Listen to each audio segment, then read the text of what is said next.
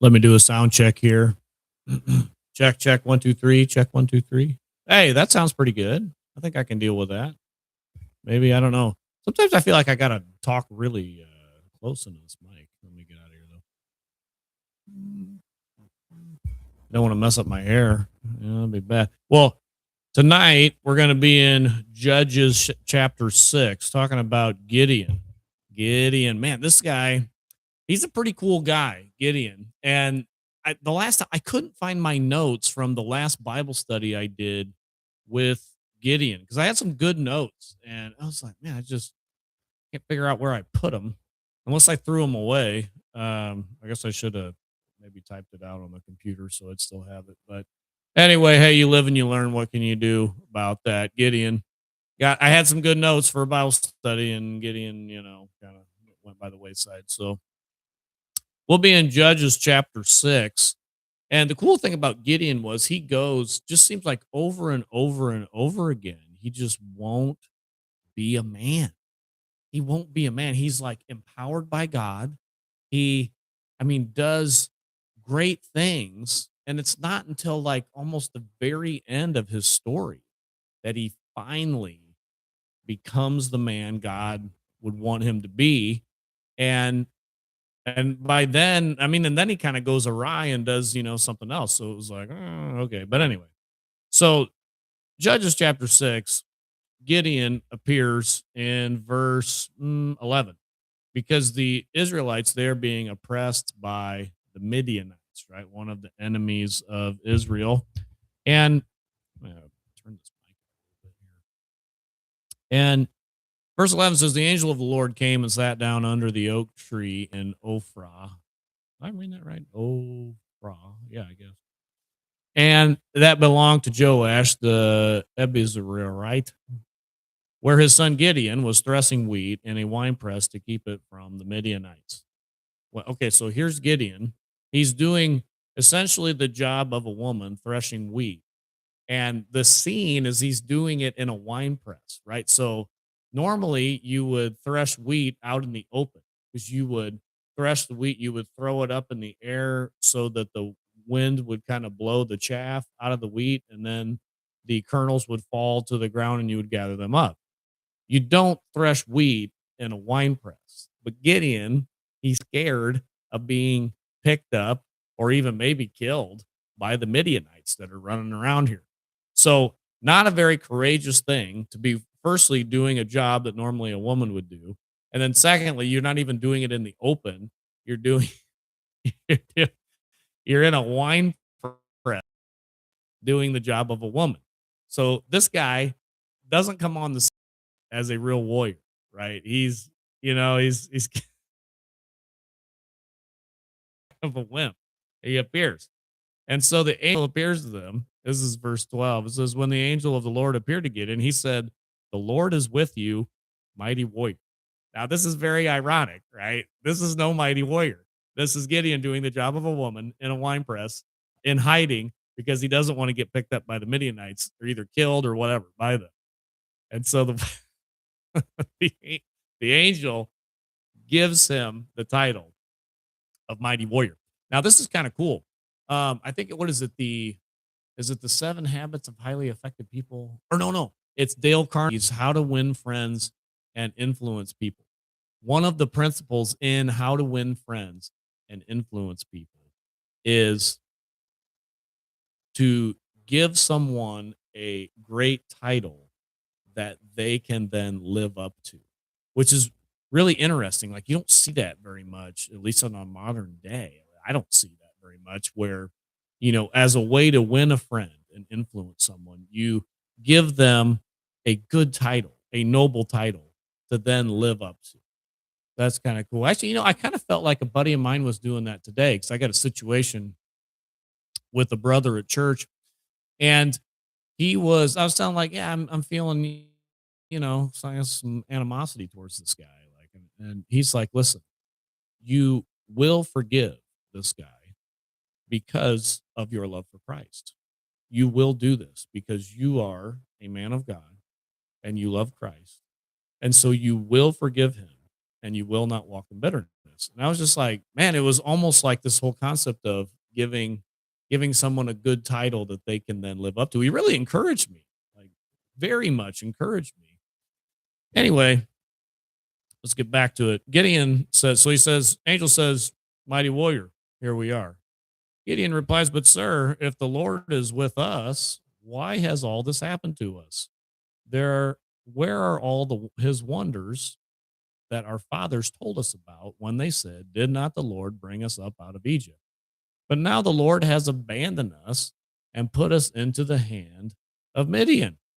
I said, man, like what? The Midianites, they're kicking the crap out of us every day. They oppress us, they steal our stuff, they kill us, probably take our women, whatever. What where's God at? What's he doing for us? What have you done for me lately, God? This is Midian, the great or not. This is Gideon, the great sissy, who is doing the job of a woman, hiding in a wine press. Here it is. And so the Lord turned to him and said, go in the strength you have and save Israel out of Midian's hand. I am sending you. Sorry, am I not sending you? Okay. So, so this may be a theophany. I don't know, because it says the Lord turned to him and said, I actually probably need to dig into that more. If the angel is actually a manifestation of Christ in this case, I'm not, probably need a commentary on that one. But anyway, too bad Yurko's not here. Sometimes Yurko comes in. He'd probably be able to chime in on that one, but I'd have to do a search on that. Is this like a manifestation of Christ's appearing? It says the Lord turned to him. But anyway, he calls him a mighty warrior, and he says, "Listen, I'm saying you're the mighty warrior. If you haven't noticed, dummy, now I not sending you. You are you are going to deliver Israel in the strength you have." Now, what was the strength that Gideon had? Not much. Boy, if you were going to deliver a people, Gideon would probably be the last guy you'd pick to do something courageous and do this. How do we know? Verse 15, but Lord, Gideon asked, how can I save Israel? My clan is the weakest in Manasseh, and I am the least in my family. All right. So he comes from the weakest tribe, and in his tribe, he's the weakest one. Like God, like God is awesome. You know, God is picking the lowest of the low to go out there and deliver his people. And he's doing that so that people will know that it was God. So that people will know, hey, this wasn't a mighty man who came out and really led it. It was actually me who did it. It was God who did this, not the man, right? This God's so cool when he does this kind of stuff. I don't know how often he does it. You know, today we look around, we look at the big mega churches, we look at that kind of stuff, and it's like, well, I don't know if God's, sometimes it might be tempted to think like, well, it seems like God just works through ordinary means. If you're a dynamic speaker and blah, blah, blah, blah, then you get the big church and you get the people to come and all that kind of stuff. But that's probably not true. We see this in the story anyway. Verse 16, the Lord answered, I will be with you, and you will strike down all the Midianites together. Whoa. Wow. Okay. Now that's quite the prophecy here. Now Gideon doesn't believe it, right? We're going to see the story. We get the old thing, putting out the fleece. Gideon's going to put out the fleece. And even in Christian circles, many of us, when we want to know if God really wants us to do something, we put out the fleece. Or at least that's something I used to hear. I grew up going to a Christian school, went to a great church. And, in Christian circles, I would always kind of hear that kind of saying, I'm going to put out the fleece or whatever. Verse 17, this is Gideon putting out the fleece. Verse 17, Gideon replied, if now I have found favor in your eyes, give me a sign that it is really you talking to me. Please do not go away until I come back and bring my offering and set it before you. And the Lord said, I will wait until you return. Gideon went and prepared a young goat And from an ephah of flour, he made bread with yeast, putting all the meat in the basket, blah, blah, blah.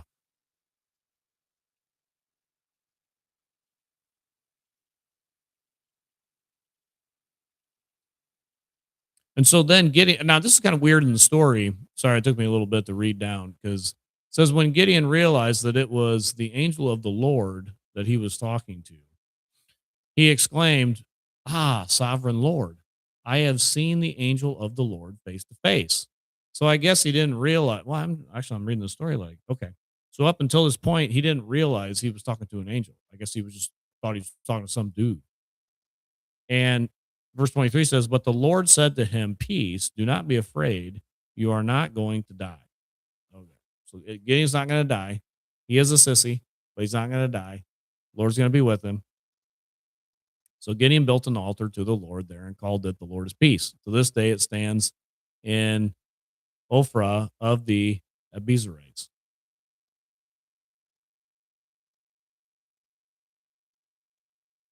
Oh, so God's going to call him to go tear down some idols here. It says that same night the Lord said to him, "Take the second bull from your father's herd, the one of your 7-year-old, tear down your father's altar to Baal and cut down the Asherah pole beside it." Now this is pretty bad. Gideon's own father has an altar to Baal. Hold on. So why? Let me see if I can turn off the camera because it went blurry. It seems like I should be able to turn off this camera.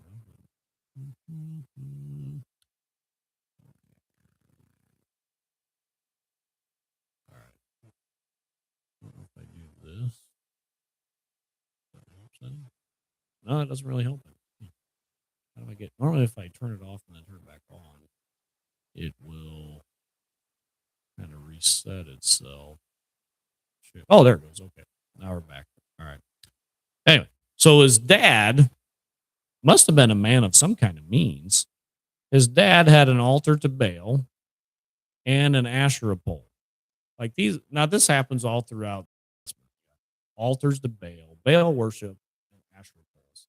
And it's like Israel, when God revives them, they always got to go down and tear down the altars to Baal and the Asherah poles, especially the Asherah poles, or then something, and then Asherah poles as well. It's like they're always there.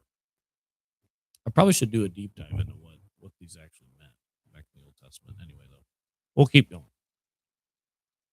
So he says, "Make an altar to God with a bull as a burnt offering, and use the wood of the Asherah pole to do it." So you're going to burn up this idol, and you're going to use the wood from that idol as fuel for the offering. So Gideon took 10 of his servants and did as the Lord told him. But because he was afraid of his family and the men of the town, he did it at night rather in the daytime. Well, hey, I can understand that. You know, if you're going to tear down some idols, you may not want to do that right in the middle of the day, right? Somebody come whip your butt. So he does it at night. I can understand that. Here we go. In the morning, when the men of the town got up, there was Baal's altar demolished with the Asherah pole beside it, cut down, and the second bull sacrificed on the newly built altar. And they asked each other, "Who did this?" And when they carefully investigated, they were told, "Gideon, son of a, or wait a minute, sorry.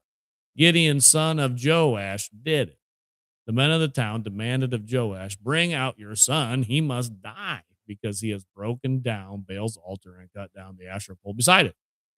But Joash replied to the hostile crowd around him, "Are you going to plead Baal's cause? Are you going to try to save him? Whoever fights for him shall be put to death by morning.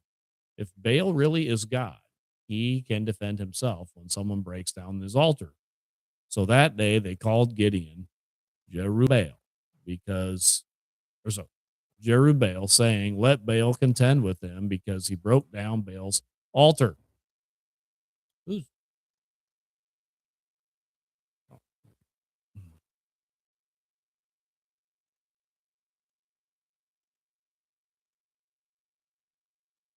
now we're in verse 33 of Judges chapter 6. Now all the Midianites, the Amalekites, and eastern peoples joined forces and crossed over the Jordan and camped in the valley of Jezreel. Then the Spirit of the Lord came upon Gideon, and he blew a trumpet, summoning the Ab- Abiezrites to follow him, he sent messengers throughout Manasseh, calling them to arms, and also into Asher, Zebulun, and Naphtali, so that they too went up to meet him. Gideon said to God, "If you will save Israel by my hand, as you have promised, look, I will place a wool fleece on the threshing floor." Okay, here we go. Here is putting out the fleece. I guess I thought it was earlier. Now he's going to put out the fleece. And so he puts out the fleece. First time, he says, "Hey, if I put out the fleece and uh, there's dew only on the fleece and not on the ground in the morning, like a miracle, there's only dew on the fleece and not any on the ground around it. This would be a miracle. Then I'll know it's you." God does the miracle. Then he puts out the fleece again and he says, "Now, if the fleece is dry and all the dew around or all the ground around it has dew on it the next morning, then I'll know it's you. Then I'll really know it's you, God. Then I'll really, really, really know it's you." God does the miracle. So Gideon knows now for sure God is really with him as he's going to go and attack the Midianites. So, where am I? How long is this? How long does this story go on? Man, it goes on forever. No, I'm just kidding. All right, chapter 7. Gideon defeats the Midianites. Now, this is pretty awesome. Early in the morning, Jerubbaal, that is Gideon, and all his men camped at the spring of Harod. The camp of Midian was north of them in the valley near the hill of Morah. The Lord said to Gideon, "You have too many men for me to deliver Midian into their hands, in order that Israel may not boast against me that her own strength has saved her." Now that's interesting. "Announce now to the people, anyone who trembles with fear may turn back and leave Mount Gilead." So 22,000 men left and 10,000 remained. I mean, we got a problem on our hands here. We got a third of the army leaves. I mean, Gideon, he's thinking like, we don't know if we can defeat. How many Midianites does it say were out there? I think there was but there was, a lot. There's a lot of the Midianites. It's probably going to say, all right, we'll get a number here, I think, in a minute. But it was a lot, right? So he cuts his force down by a third. And then he says, where am I at here? But the Lord said to Gideon, "There's still too many men." I mean, he's only got 10,000. But he says, "There's still too many men. Take them down to the water, and I will sift them for you there. If I say, 'This one shall go with you,' he shall go. But if I say, 'This one shall not go with you,' he shall not go." So Gideon took the men down to the water, and there the Lord told him, "Separate those who lap water with their tongues like a dog from those who kneel down to drink." 300 men lapped with their hands to their mouths. All the rest got down on their knees to drink. Now, these men who got down on their knees to drink were obviously barbarians, not fit for battle. Who does that? Who gets down to drink in the water and you just plunge your head down in the water and drink like that? I've never heard of this before. But the ones who scoop some water and drink, scoop some more water and drink, okay, they can go. They're not barbarians. I mean, it makes sense to me. God wanted gentlemen in the battle. That makes sense to me. Anyway,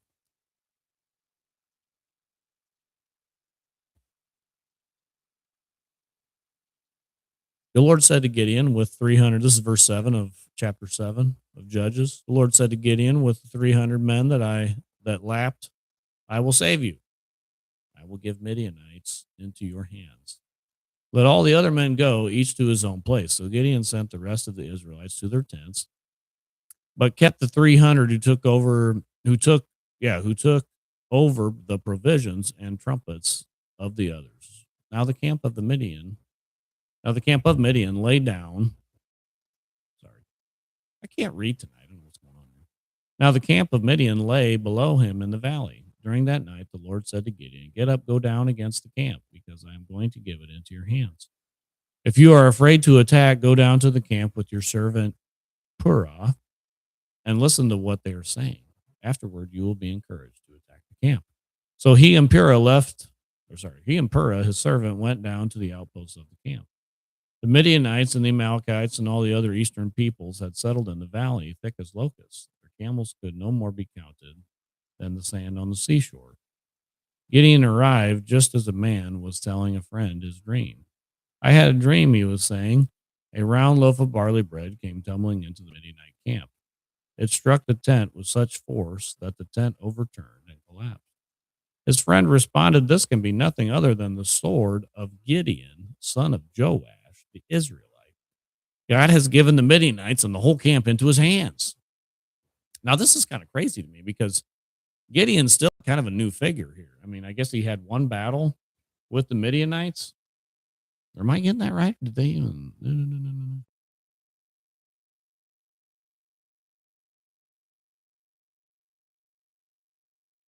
No, no, they hadn't even fought yet. So how does these warriors even know that Gideon is coming? Like Gideon's a nobody. Gideon's the weakest one in his tribe, and it's the weakest tribe of all the Israelites. How do these guys? This is like it's like there's a prophecy through these guys. Here, this is kind of crazy in the Old Testament. Anyway, when Gideon heard the dream and its interpretation, he worshiped God. He returned to the camp of Israel and called out, "Get up! The Lord has given the Midianite camp into your hands." Dividing the 300 men into three companies, he placed trumpets and empty jars in the hands of all of them and torches with torches inside. "Watch me," he told them, "follow my lead. When I get to the edge of the camp, do exactly as I do. When I and all who are with me blow our trumpets, then from all around the camp blow yours and shout for the Lord and for Gideon." Gideon and the 100 men with him reached the edge of the camp at the beginning of the middle watch. Just after they had changed the guard, they blew their trumpets and broke the jars that were in their hands. The three companies blew the trumpets and smashed the jars, grasping torches in their left hands and holding their right hands. The trumpets they were blown. They shouted, "A sword for the Lord and for Gideon." While each man held his position around the camp, all the Midianites ran, crying out as they fled. And when the 300 trumpets sounded, the Lord caused the men throughout the camp to turn on each other with their swords. The army fled to Beth Shittah towards Zerah as far as the border of Abel and Maloah near Tabbath. Israelites from Naphtali, Asher, and all of Manasseh were called out as they pursued the Midianites. Jurors throughout the hill country of Ephraim, saying, "Come down against the Midianites and seize the waters of the Jordan ahead of them as far as Beth Barah." So the men of Ephraim were called out, and they took the waters of the Jordan as far as Beth Barah, and they also captured two Midianite leaders, Oreb and Zeb. They killed Oreb at the rock of Oreb and Zeb at the winepress of Zeb. They pursued the Midianites and brought the heads of Oreb and Zeb to Gideon, who was by the Jordan. Wait a minute. They pursued the Midianites, brought the heads of Oreb and Zeb to Gideon. There. All right. So that's going to get. So God delivers the Midianites into Gideon's hand. And so you'd think, like, man, Gideon, he's rocking and rolling now. He's the man. I mean, he's become the alpha lion because God has empowered him. God has told him, "You are going to be a mighty warrior. I'm going to use you to do this." Rah, rah. We're going to see in chapter 8, he still seems to not really take hold of who God has called him to be and who God has, called him to be and just empowered him to be. Here, chapter 8. Now the Ephraimites asked Gideon, "Why have you treated us like this? Why didn't you call us when you were to fight Midian?" And they criticized him sharply. But he answered them, "What have I accomplished compared to you?"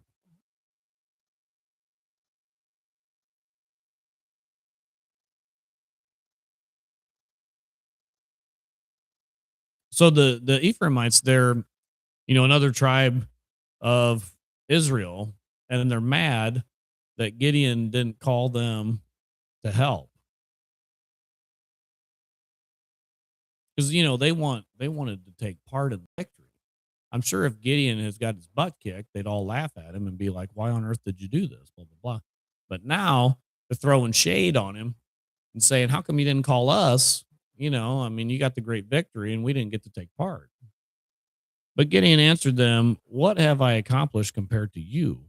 Aren't the gleanings of Ephraim's grapes better than the full grape harvest of Abiezer? God gave Oreb and Zeb, the Midianite leaders, into your hands. What was I able to do compared to you? At this, their resentment against him subsided. And so, like, Gideon appears to just totally concede to the Ephraimites and say, well, yeah, I really haven't done much of anything compared to what you guys are able to do. That's like, whoa, time out a minute. Gideon, like, you're God's man. God just gave you this miraculous victory, and you're still not embracing who God has called you to be. Like, don't be a dummy. And maybe, we're talking about the men here, the men of the modern day. Like, maybe we're not embracing all God has called us to be, just like Gideon. And, we're just being sissies, whatever way, shape, or form that looks. We got to embrace who God has called us to be. Verse 4 of chapter 8 in Judges, Gideon and his 300 men, exhausted, yet keeping up the pursuit, came to the Jordan and crossed it. He said to the men of Succoth, give my troops some bread. They're worn out, and I am still pursuing Zeba and Zalmunna, the kings of Midian. All right, so he's defeated the forces of Midian, but he's pursuing these kings. This is kind of a cool story. He's pursuing these kings. He's going to get them, but he's asking, for some help from some of the tribes of Israel. It says, but the officials of Succoth said, do you already have the hands of Zeba and Zalmunna in your possession? Why should we give bread to your troops? So, I mean, they're disrespecting Gideon. Still, like, Gideon's just had this great victory. And it's almost like none of these other tribes recognize Gideon as a great warrior, this mighty warrior, this man that God has empowered. And they're still throwing shade on him. They're still disrespecting him and being like, you don't have anything. What do you have, these kings? Like, get out of here, Gideon. We're not going to give you anything. And sometimes I kind of feel like that too. You feel a little like people kind of look down on you, like, oh, you can't do anything, blah, blah, blah. What have you really done? Yada, yada, yada. And even when you've done something that maybe you thought was like, well, yeah, I mean, some of these things I'm doing, they're a lot bigger deal than anything you've ever done. And you're really trying hard. People still, I don't know. It seems like sometimes people still want to throw shade. And I think Gideon's going to prove that, hey, you got to just keep doing what I told you to do, even if people are throwing shade. Oh, yeah, you're not really doing anything, blah, blah, blah. Gideon replied, just for that, when the Lord has given Zeba and Zalmunna into my hand, I will tear your flesh with desert thorns and briars. Now we do see now we start to see the faith kind of come with Gideon. Like, Gideon is finally starting to believe that, hey, maybe I am this warrior that God has called me to be. From there, he went to Peniel and made the same request of them, but they answered as the men of Succoth had. So he said to the men of Peniel, when I return in triumph, I will tear down this tower. Now Zeba and Zalmunna were in Karkor with a force of about 15,000 men. Oh. All that were left of the armies of the eastern peoples, 120,000 swordsmen, had fallen. 120,000. So Gideon took 300 men and defeated 120,000, and he still got other men of Israel throwing shade on him as he pursues the rest of these guys. Because it says, what was it? How many men was he chasing after again? 15,000 men. I think as far as we know, he still only got like 300 men. It says the men of Gideon, that's 300, unless he picked up some more, but I don't think it says he picked up any more. 15,000 men against 300. I don't know if I'd take those odds. And maybe these guys that Gideon was coming to, maybe they were throwing shade on him because they knew, like, hey, 300 against 15,000, that's not going to work. That dog's not going to hunt. I mean, come on. Here we go, though. Gideon went up by the route of the nomads east of Noba and Jogbeha, fell upon the unsuspecting army. Zeba and Zalmunna, the two Midian, fled, but he pursued them and captured them, routing their entire army. The entire army. Remember, that was 15,000 men with, as far as we know, his 300 routed the entire army. Say, God is with Gideon. Man, it's freaking amazing. Gideon, son of Joash, then returned from the battle by the pass of Heres. He caught a young man of Succoth and questioned him. And the young man wrote down for him the names of the 77 officials of Succoth, the elders of the town. Then Gideon came and said to the men of Succoth, here are Zeba and Zalmunna, about whom you've taunted me by saying, do you already have the hands of Zeba and Zalmunna in your possession? Why should we give you bread to your exhausted men? He took the elders of the town and taught the men of Succoth a lesson by punishing them with desert thorns and briars. So he literally takes these guys out there and whips the flesh off their backs with desert thorns and briars. Well, that's pretty rough. And you'd say, well, I think they kind of had it coming. I mean, you disrespect the man that God's called to do great things, and the guy's actually doing great things. I mean, it's one thing if a guy says, I got great things to do, and he hasn't done a thing yet. But here's Gideon coming through. He's already defeated the army because God is with him. And God's really defeated the army. Gideon leading his men. He's already done that, and these guys are still throwing shade on him. So he comes back and he whips the flesh off of them. Now, that's not a modern lesson for us to come back and take revenge on people that threw shade on us when we were trying to do something for God. That's not what it's saying. Okay. We know that for sure because that's what Jesus would have. There's no teaching of Jesus that I know of that says, yeah, when somebody throws shade on you and you're trying to follow me, then go back when I actually deliver, go back to them and whip the flesh off of them. Like that's not for us today. All right. Where am I at here? He also pulled down the tower of Peniel and killed the men of the town. Ooh, man. So that one, Peniel, he just killed all the men instead of just the elders. Then he asked Zeba and Zalmunna, what kind of men did you kill at Tabor? Okay, now this is going to get interesting. He's going to test these two kings of Midian, right? Now, these are the kings, right? These guys aren't used to being questioned. They're not used. I mean, these are the heads of state. These are the grand. Zeba and Zalmunna, what kind of men did you kill at Tabor? Gideon asked. And they say, men like you, they answered, each one with the bearing of a prince. So they're saying, killed God's people at Tabor. And they're not even going to try to lie about it and say, oh, we didn't. They stand right up to Gideon. And he says, who did you kill there? And he says, men like you. Boom. And they kind of have that attitude. Maybe it's going to come out of just like, yeah, Gideon, what are you going to do about it? You ain't man enough to do anything about it. They're kind of taunting him. Gideon replied, those were my brothers and the sons of my own mother. As surely as the Lord lives, if you had spared their lives, I would not kill you. Turning to Jether, his oldest son, he said, kill them. But Jether did not draw his sword because he was only a boy and was afraid. Now here's Gideon. Now Gideon, this is the thing. Gideon should have been the one to take his sword out and kill these guys because they were the enemy.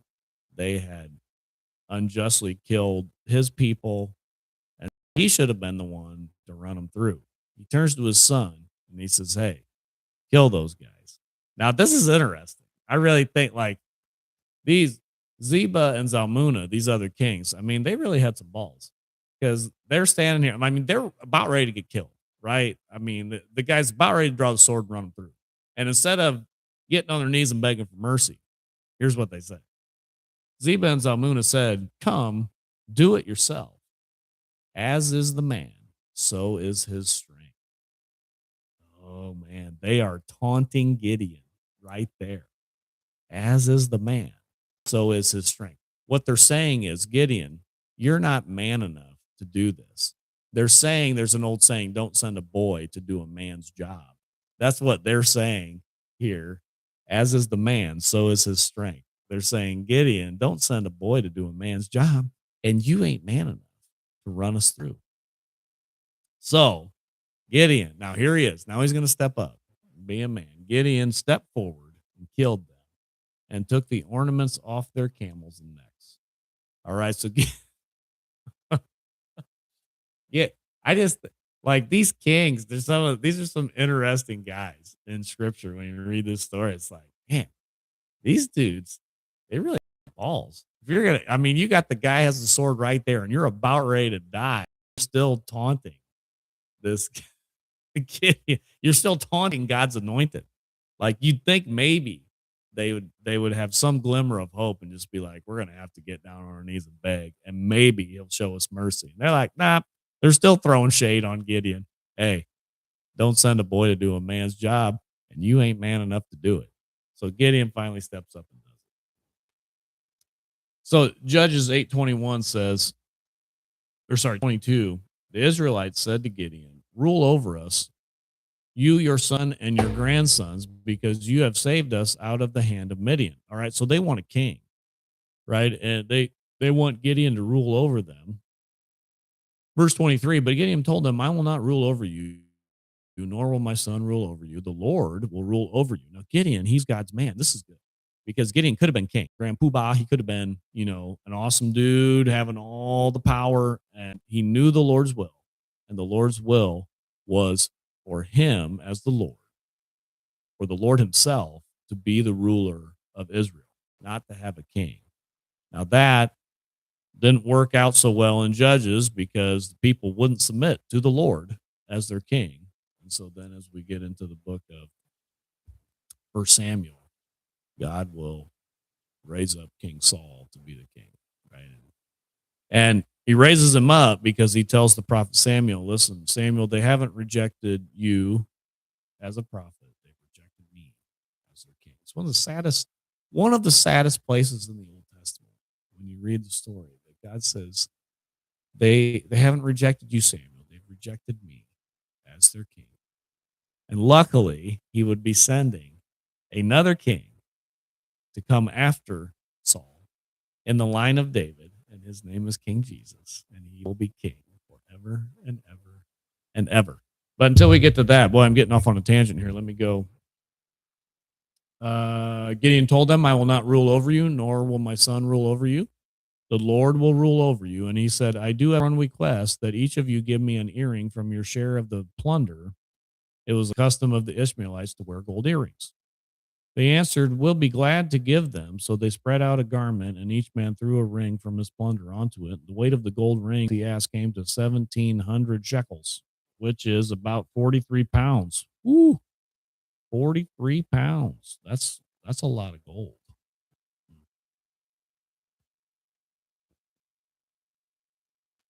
Gideon, this is verse 27 of chapter 8, Judges. Gideon made the gold into an ephod, which he placed in Ophrah, his town. All the Israelites prostituted themselves by worshiping it there, and it became a snare to Gideon and his family. And so here, Gideon, he's God's man. God does awesome things through him.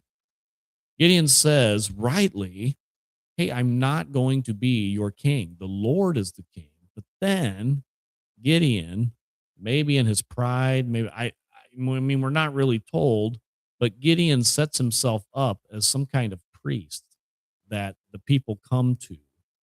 And he sets up this ephod that he would be the priest of. And all Israel, seemingly he is now leading all of Israel to prostitute themselves by worshiping this ephod that he set up. It's like, man, Gideon, you were doing so good. And then you do this. Like, come on, man, what are you thinking? And I mean, we shouldn't just point the finger at Gideon. I know as we think about Gideon and this story, when you think about in our own life, man, am I doing some good things here, here, and here, and here, and here? But there's one area where I'm just like, I'm not going to follow God in that. And that's the area that we got to say, listen, I got to give it all to God, no matter what it is. I got to give it all, even though I'm doing good here and here and here and here and here and here. God wants it all. He doesn't just want most. And so we can take a lesson from Gideon that, man, he was God's man, became a mighty warrior, doing the awesome things.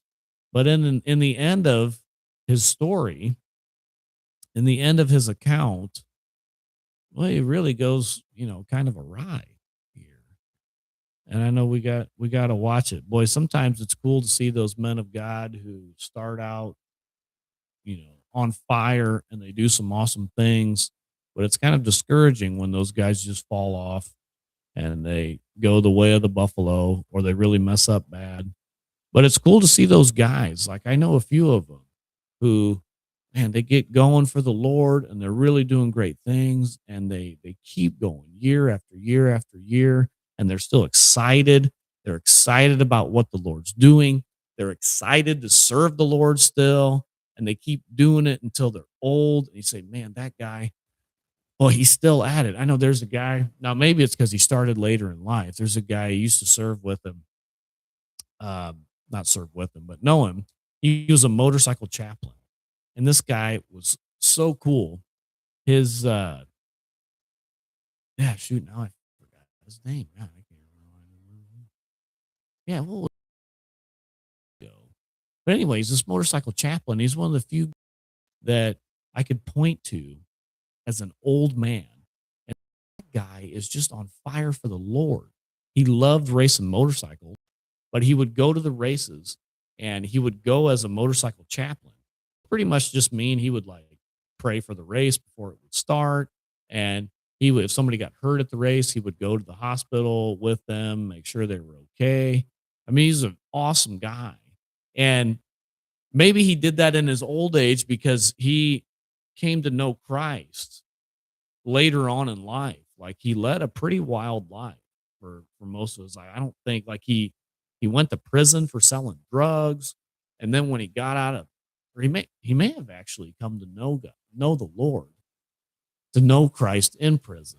Now that I think about that, but anyway, when he got out, I mean, man, the guy was just on fire for the Lord, and he wanted to share the gospel. And it's like you don't see that often with the older guys. It seems like they just kind of Gideon. Hey, Mike is here. All right, Mike. So,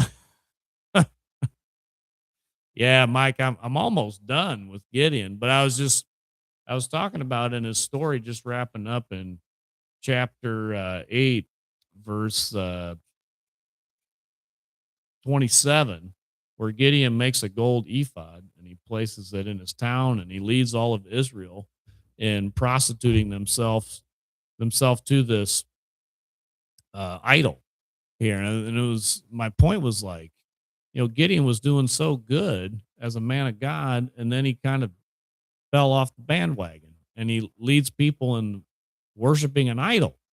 And it's like, man, sometimes, and I was, the point I was making was, man, it's good to see those guys that start off that are really on fire for the Lord. I love seeing that. But sometimes it's even cooler to see guys that are older and they're in their 60s, they're in their 70s, and they're still serving God. They still have a fire for God. I got you. Yeah, never. Yeah, that's right. Um, but they're still on fire for God, and that is almost even more encouraging because it's like, hey, they've been doing it for their whole life instead of just kind of doing it for a while and then falling off. We got a lot of guys who following the Lord for a while and then they fall off, and that is not very encouraging. So Gideon, verse 28, thus Midian was subdued before the Israelites and did not raise its head again. During Gideon's lifetime, the land enjoyed peace for 40 years. He says, Jerubbaal, son of Joash, so that's Gideon, went back home to live. He had 70 sons of his own, for he had many wives. His concubine, who lived in Shechem, also bore him a son, and his name was Abimelech. All right, now we're going to see Abimelech in chapter 9. That's why youngins shouldn't be elders. That way they can be tested along the way. Yeah, I agree. Yeah. Yeah, I agree with that. I think the word elder implies the guy should be, older. Like, in my opinion, you probably should be in your 50s. But it maybe depend on the church. Like, if you're a big church, you certainly, I think, should be looking for elders that are older. Maybe if you're like a real small church and you don't have, the number of men to pull on, maybe you'd have to go younger. But I would think, in a bigger church, you could, pull on that 40 years of peace is pretty darn good. That is good. Yeah. Boy, back in those days, that is good. But he had 70 sons. I'm kind of jealous of Gideon. Man, to have 70 sons. That sounds pretty awesome. I've only got three. I mean, it doesn't say how many daughters he had, but maybe he had like 100 daughters too or something. I don't know. I guess to get 70, you're going to have multiple wives and whatnot. So you're not getting that with one. But today it's just one, right? That's what we got. So there it is. Oh shoot. Then verse 33, no sooner had Gideon died than the Israelites again prostituted themselves to the Baals. They set up the Baal as their god. So Gideon tore down the Baals and then they set them up again. Even though they prostituted themselves with the ephod that Gideon set up. So I guess I don't know, it almost sounds like God is more mad about the Baals. Probably didn't matter, actually. When we're looking at this. Yeah. They failed to show kindness to their we're all gonna think, yeah. Well, that's Gideon. Gideon, good guy. He finally, he comes on as kind of a wimp. God tells him what he's gonna do. He's still a wimp. He doubts God, but he finally comes through in the end, and God blesses him. Even being taunted, man, I still think that's pretty amazing that Gideon in chapter 8, verse 21, where the two kings of Midian taunt him as he tells his son to kill him, and his son can't do it because he's too young and he won't do it. They taunt him and say, "Come do it yourself. As is the man, so is his strength." Boy, that means you don't send a boy to do a man's job. As is the man, so is his strength. And that's another point to make that men are known by their strength. These guys are taunting Gideon, saying, "Are you a man or what? Are you a real man? Pull your own sword out and do it." They had some guts. I mean, those kings of Midian, they had some guts, taunting. You think? I mean, yeah, you think they'd be down on their knees begging for their lives? They're just going to taunt Gideon, and then he finally killed them. Anyway, we'll probably end on that verse. As is the man, so is his strength. Men are known by their strength. Strength in the Lord. Let's be strong in the Lord, though, too. Physical strength, yes. Obviously, yes. Physical strength. I was doing some squats tonight. Man, I was feeling good on the squat. I don't know why I was feeling so bad on the squat a couple days ago. It's 5 days ago I had squat day. Today was squat day. Man, I felt about 10 times better today. I don't know what was going on before, if I got some kind of virus or something. But squatting went well today. No. I only made it to 195. It's not great. Not even quite my body. Almost my body weight, but not quite there. So not too bad. Squat day. Man is known for his strength. Wait a minute. What's my quote again? As is the man, so is his strength. Get that strength up. But most importantly, be strong in the Lord. This is Manosphere, Manvotional, Gideon. It's good stuff. It's good stuff. Thanks, Mike, for giving me a few comments here. Yeah, we'll have to chat again soon. I did like that collab with Aaron Clary. That was cool. That was a good one.